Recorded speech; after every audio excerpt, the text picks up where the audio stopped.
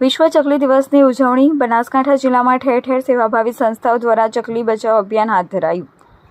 20મી March એટલે વિશ્વ ચકલી દિવસ તરીકે ઉજવવામાં આવે છે, ત્યારે બનાસકાંઠા જિલ્લામાં ઠેર ઠેર ચકલી દિવસ ઉજવવામાં આવ્યો હતો। વિવિધ સેવાભાવી સંસ્થાઓ દ્વારા માટીના કુંડા અને ચકલીના માળાઓનું વિતરણ કરાયું હતું।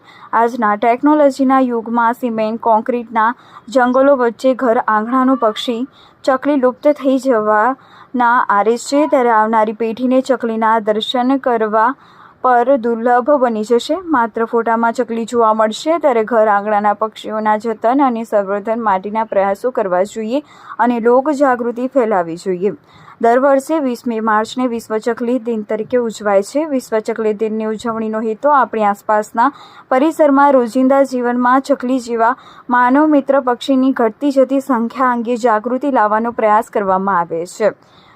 બાળપોથીમાં ગુંજતું ગીત ચક્કીબેન મારી સાથે રમશો કે નહીં ને સાચા અર્થમાં ચરિતાર્થ કરવા વિશ્વ ચકલી દિન નિમિત્તે આપણા ઘર આંગણાના મિત્રનું જતન કરવું તેમજ સંવર્ધન કરવું જોઈએ।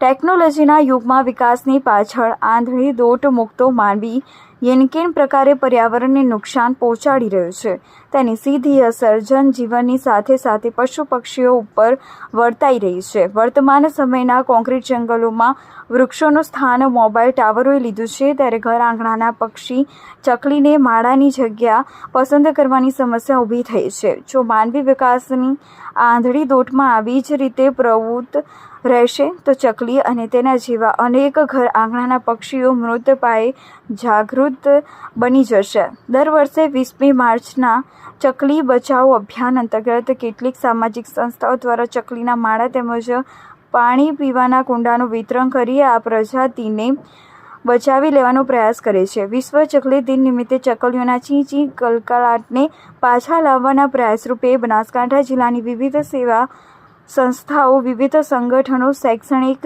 સંકુલો વગેરે દ્વારા જાગૃતિ લાવવાનો પ્રયાસ કરવામાં આવી રહ્યો છે, જે ખરેખર બિરદાવવા લાયક છે।